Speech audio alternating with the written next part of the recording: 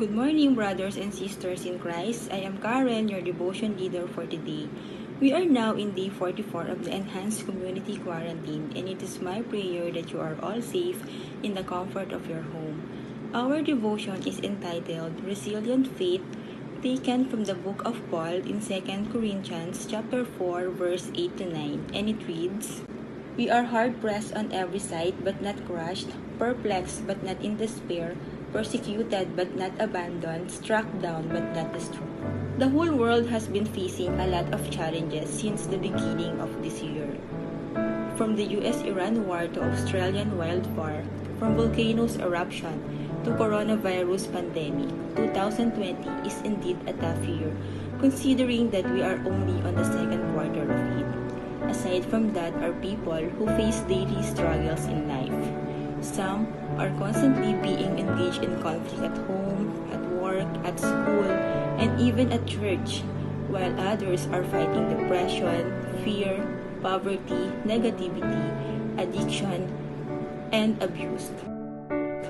With all of this, it is not very hard to see why we need a faith that is tough and strong, a kind of faith that is able to see us through troubles, temptations, and trials, and even come through stronger. A faith that is resilient, like an oak tree that loses its leaves in the harsh winter, but its roots go deeper into the ground to survive, and when spring comes, it flourishes. Studies have shown that probably the most important characteristic we could teach a child is resilience. But what does it really mean? We often hear resilience as the ability to bounce back or to spring back or overcome challenges.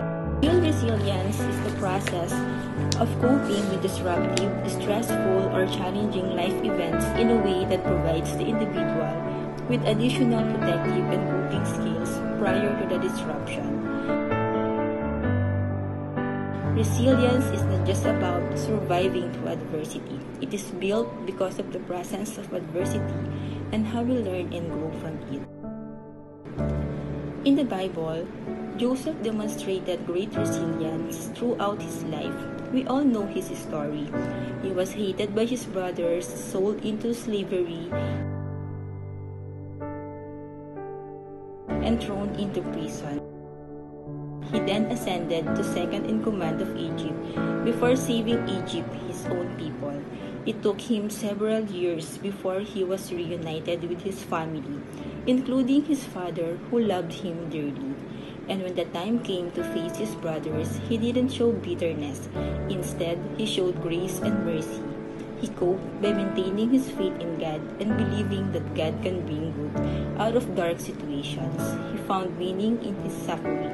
He was resilient and came out on top despite his circumstances. We are called by God to endure adversity, and to endure means to respond well and actually grow through it, to find God in a deeper way, and to be more conformed in the image of Christ.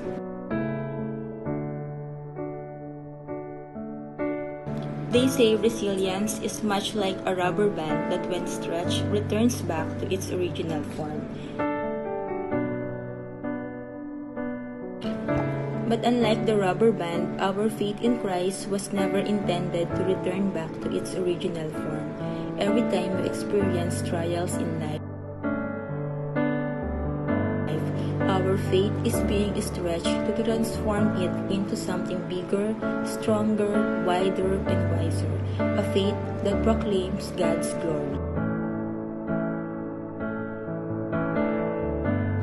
Faith seems an easy thing for us Christians. We go to church every Sunday, we read the Bible, we attend our Bible studies and CDGs, we love Jesus and we follow Him. But what happens when our comfortable world have turned upside down? When trials and challenges become unbearable, when situation seems out of control, how is your faith journey? Would you describe your faith as resilient like Joseph? Remember, being resilient is not just about surviving through adversity. It is about learning and growing from it. How are you responding to the things in life?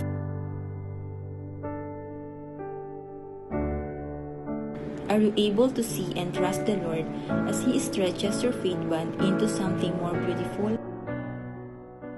Or maybe some of you feel like your faith band is torn and damaged after going through a long, difficult stretch, and you tend to write the end to the story. If that happens, the scripture tells us that there is a God who redeems and restores the broken if you seek Him and cry out to Him.